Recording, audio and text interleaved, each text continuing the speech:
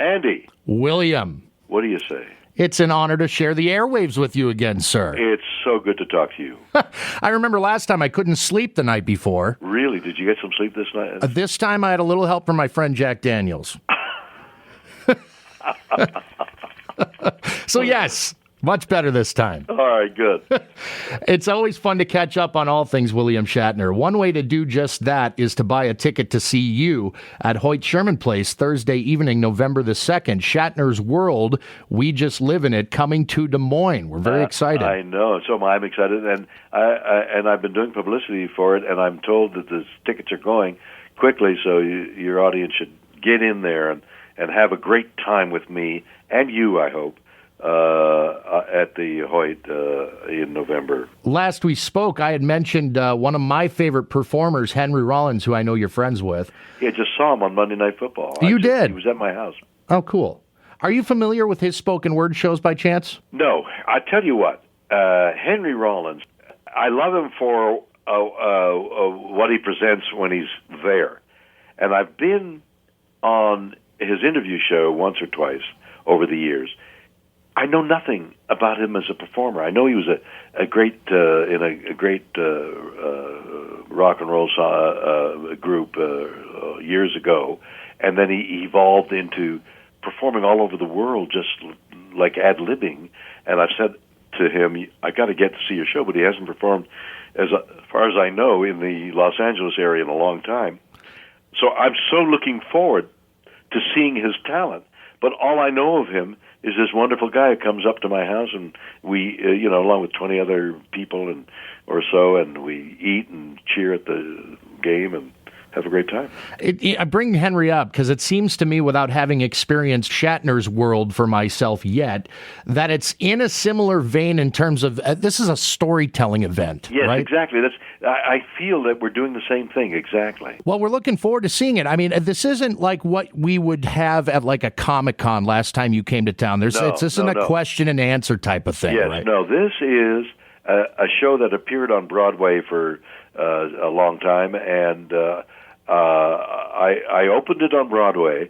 I toured several cities afterwards, and then every so often I take it out. It's the same Broadway show.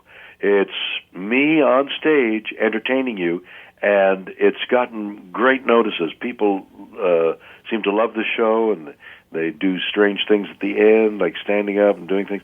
It is... Your audience will be entertained. You'll be so proud to have said, come on November 2nd. Didn't I tell you right? It's like giving you a stock tip. Indeed. So I told you it was going to go up. I'm not surprised at all to hear that tickets are going quickly. That does not surprise me. Hoyt Sherman Place, by the way, is a beautiful venue if you've never been. So no, I've never been, and I'm so looking for. I've been told about it. It's a classic theater. I'm looking forward to it. Tons of history there. The Wrath of Khan celebrating its 35th anniversary. Is that wild? I mean, what? What? What? How could that be, right? Yeah. The company said we're going to. Everybody's asking about it. We're going to take it into theaters, 600 theaters, I think, and show it. And they did, and it was so successful. They're showing it again some places. Yeah, Fathom Events, I believe, is the company putting that on, and they did it a couple weeks ago with the screening of the director's cut of the film. And then they also, I heard, because I didn't get a chance to see it, but a present-day in-depth interview with yours truly, William. Yeah. So I spent some time with a wonderful guy who interviewed me, and it was sort of the, whatever they call it, the little thing, the little gem that you get if you come to the theater. Yeah. Tell me this, 35 years, there are some things I'm sure about the experience of filming that movie that come to you very quickly and seem like maybe yesterday, and then other things that go, God, 35 years, wow, that's a long time. What are some of the more vivid memories of making that film? Because, it's such a legendary performance. I think that was the film. I was doing a series called T.J. Hooker at the time. Yeah. And my contract called for me to be back on a certain day, and it was like the movie ended the day before, and then I had to turn up for work for the series. And if I didn't, I was in breach of contract. So I was all over everybody, stay on schedule.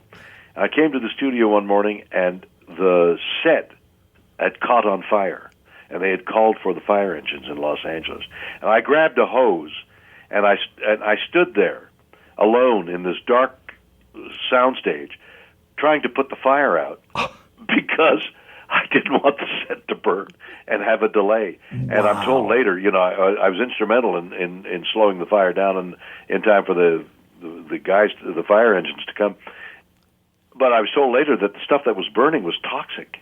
Really? Yeah, and I believe it was on that movie that I did that. But it was quite a feeling standing there with a garden hose. And how unfortunate that the cameras weren't trained on you. I was so disappointed. Of course. That would have made the 5 o'clock news. It probably would have been part of the film for all we know. That's right. When your work is done, whether it be television, film, the writing you've done, are you an artist that goes back and reviews your own performances after the fact? No, I don't even look at them. Really? Oh, I instantly forget the words and forget where it was. And if I'm asked 2 weeks later, do you remember, I might remember a pretty girl that was there. But, right. I don't remember the words. And they'll say, how did you feel about such and such? And I don't even remember making it. I've talked to actors and musicians that refuse to revisit what they've already done. And I suppose if there is a reason for that, it may be that they're already knee-deep into the next thing, whatever it is. Well, either that or they,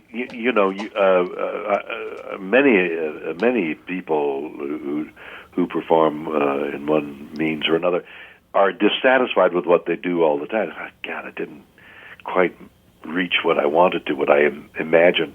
And that's me. I mean, I look at a performance or if I've used something I inadvertently see it, oh Lord, I wish I hadn't done that. You're your own worst critic. Yeah, absolutely. No matter what they write about you, right?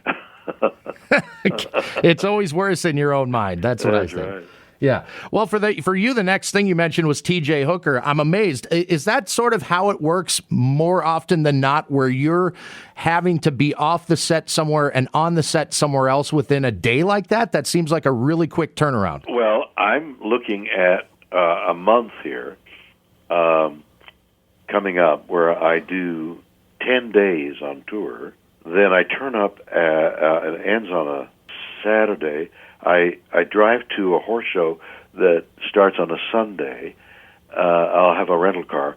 I'll use the rental car there, and then I have to drive to, I think this is even to Kentucky, to do a movie that the story of which I wrote. I've got 5 days to do in a film, and then right after that, I've got to get to Los Angeles to take my family on a Thanksgiving vacation. And it's all one day after the other. I can't miss a beat. Otherwise, the whole thing unravels. Don't you think the average person would be just stunned? Well, but look what I'm going to miss. I very carefully, there's a whole story that I could tell about this coming event, which is a litter of Doberman puppies, and the expectations I have, and the lengths I went to get my female Doberman impregnated. And I'm going to miss. I'm working on a Saturday in Canada that she's due, and I'm back that Saturday night. I will perform Saturday in London, Ontario, and that night I'm taking the last plane out of Toronto to get back to Los Angeles in time to be there for the event. So if she just delays a few hours, I'll be there for the birthing of a number of puppies, and then shortly thereafter, I have to go away for that month.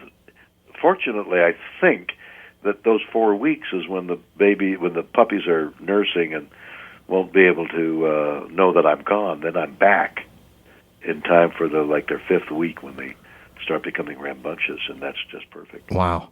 So that's the way my life is. It's split second. Look, I'm talking to you in 15-minute gaps. Yes, indeed, and I can't thank you enough for allowing me 15 of those minutes. I don't want to let you go without asking you. You were looking for reaction from all of your Twitter followers the other night on the debut of Star Trek Discovery. Do you have a reaction yourself to the first couple episodes? It's very entertaining. You're going to love it. But talking about that, I'm I'll try to make this as brief as possible. I am starting a new project that I'm calling Ubuntu Discovery, which Ubuntu is the Zulu word for humanity. We all know how ugly tweeting can be. Sure. With people cloaked in their anonymity will say anything and do anything. But there is another part of the tweeting public that I believe, because of, and I won't go into it, a number of circumstances that indicate there are people, so many people want to do good. So look for UbuntuDiscovery.com coming up soon. I'm starting an organization in which people can help other people by showing their humanity. That's all I can say about it now. Very cool. But it's very cool. I like that a lot. Yes. William Shatner. Shatner's World, We Just Live in It, coming to Des Moines Thursday evening, November the 2nd, Hoyt Sherman Place. As William mentioned earlier, tickets are going quick. You will be entertained, you will laugh, you will cry, you'll have the best time. Don't have any compunctions, Andy, about telling your audience, go see it. They will love it. Indeed. I plan on being there myself. I wouldn't miss it. I'm looking forward to it. Thank you so much, William, for your time. It's always a pleasure. Take care, everybody. Bye-bye.